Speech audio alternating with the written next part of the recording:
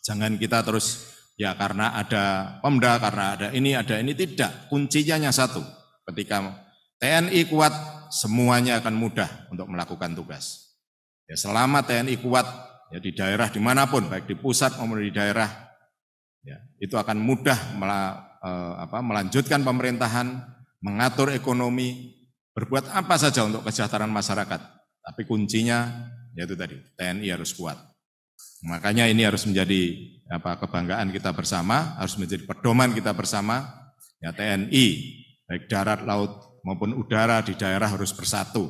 Ya, jangan mudah dipecah-pecah, jangan mudah karena kepentingan tertentu, kepentingan orang tertentu yang ngerayu-ngerayu kita, yang menjanjikan kita, yang notabene janji itu juga belum tentu. Ya, janji itu belum tentu terkabul. Nah, jangan mudah termakan janji-janji, karena memang kita ini sudah mempunyai birokrasi sendiri, mempunyai pembinaan personil sendiri, mempunyai mekanisme sendiri.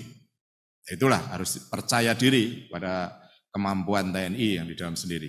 Jadi jangan goyah karena diiming-imingi, dukung saya, nanti kalau saya jadi gubernur, kamu akan saya jadikan ini.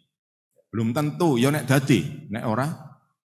Kita sudah terlanjur melepaskan diri, sudah terlanjur berkorban, sudah terlanjur mungkin menjual institusi TNI, mungkin merendahkan TNI karena demi yang kepentingan orang lain, demi kepentingan sesaat, tapi justru akan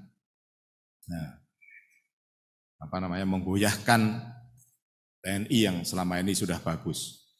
Ya, kita harus percaya karena kita sudah yakin bahwa kita sudah masuk TNI ini, yuk ayo kita besarkan TNI ini. Ayo kita bawa institusi TNI yang lebih besar, yang kuat, sehingga orang menjadi segan melihat TNI ini. Ya, walaupun kita bisa mengikuti politik pemerintahan yang biasa-biasa, namun demikian ya jangan sampai terus TNI ini direndahkan atau sampai istilahnya besarannya itu diremehkan. Ya, aku nggak terima kalau TNI diremehkan ini. Jangan meremehkan TNI. Boleh kamu berurusan TNI, tapi tidak berurusannya juga cukup sehari dua hari. Ya, kalau berurusan TNI harus lain dengan berurusan dengan orang lain. Kamu boleh berurusan orang lain, tapi kalau berurusan TNI, ya hati-hati.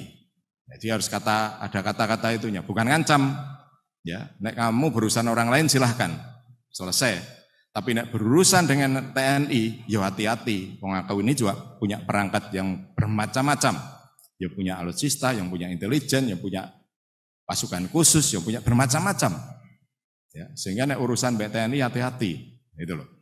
Jadi selalu saya sampaikan, boleh kan urusan sama orang lain. Mungkin boleh kan di dalam terbuka gini, engkel-engkelan aku kalah gak apa-apa. Tapi hati-hati, jangan meremehkan TNI. Itu Pak yang harus kita bangun. Sehingga orang lain sudah tahu bahwa sebenarnya TNI seperti ini. Sehingga jangan mudah kita juga diremehkan.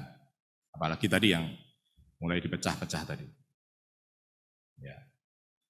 Tentunya saya juga akan memposisikan sejajar dengan lembaga ataupun lembaga atau institusi negara lainnya, selama itu dalam pemerintahan. Tapi dengan seperti itu, saya juga berharap jangan sampai meremehkan TNI. Ada mekanismenya untuk berkoordinasi, ada mekanismenya undang-undang, ada mekanismenya MOU yang sudah kita bangun.